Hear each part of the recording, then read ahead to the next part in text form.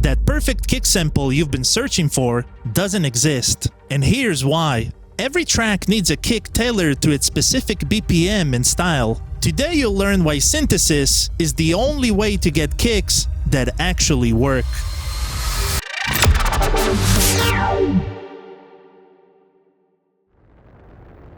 Let's talk about what's really happening when you use kick samples. Every sample was created for a specific context, certain BPM, certain key, certain frequency balance. When you drop it into your track with different parameters, it's like forcing a square peg into a round hole. Think about it. Who made these samples originally? Someone had to synthesize or record them. They made specific choices that worked for their needs, not yours. Using their choices in your music is accepting compromise from the start.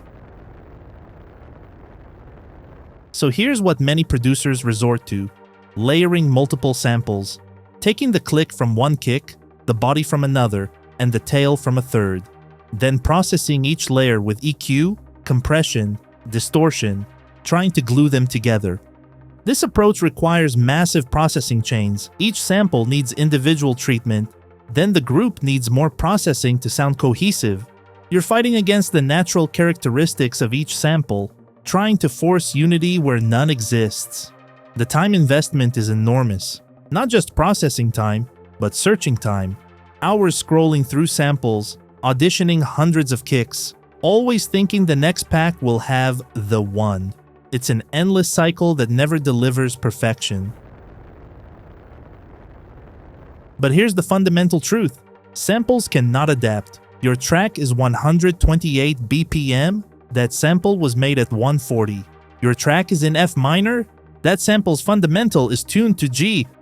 These mismatches create subtle but crucial problems. BPM mismatch means the kick's timing feels off.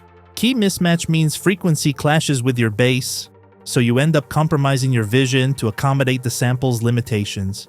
Or even worse, when you find a kick that works, what happens? You use it across multiple tracks because switching means starting the search again.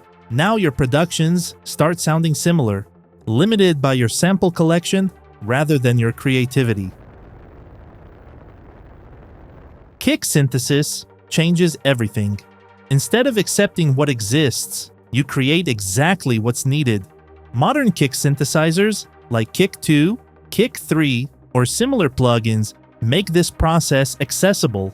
The key components are simple: pitch envelope for the frequency sweep, amplitude envelope for the shape, and sometimes subtle processing for character. You control every parameter, tailoring each element to your specific track. Most importantly, synthesis teaches you why kicks sound the way they do.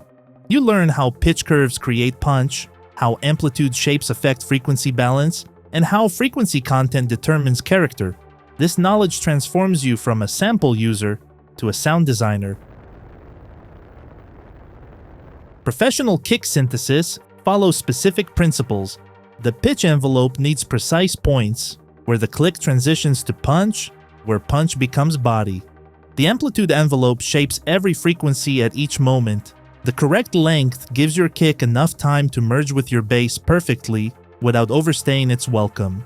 These aren't random choices, they're based on psychoacoustics and physics. Once you understand the science, you can create any kick style: big room, specific pitch curve; techno, different amplitude shaping; trap, adjusted length and processing. Every parameter has purpose, every adjustment has predictable results. This is the difference between hoping a sample works and knowing your synthesis will deliver. So here's what synthesis delivers: perfect kicks in minutes, not hours. Set your length based on BPM, shape your pitch curve for desired punch, adjust amplitude for frequency balance, done. No searching, no layering, no massive processing chains. The kick fits because you built it to fit. It's in your key at your BPM with your desired character. When you need variation, small parameter adjustments create new kicks instantly. Your sound palette becomes infinite instead of limited by sample collections.